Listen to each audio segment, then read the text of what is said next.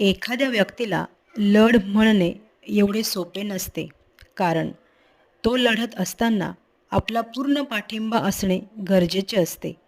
मग त्यात एखाद्या वेळी आपणही जखमी होऊ शकतो. त्यावेळी आपण याच्यासाठी जखमी झालोय असे म्हणणे म्हणजे आपण त्याच्यावर उपकार केलेत, आणि जर तो जिंकला तर अरे, मी होतो म्हणूनच हा जिंकला. स्वतःला श्रेय द्यायचे असेल तर कोणालाच मदतीचा हात देऊ नका.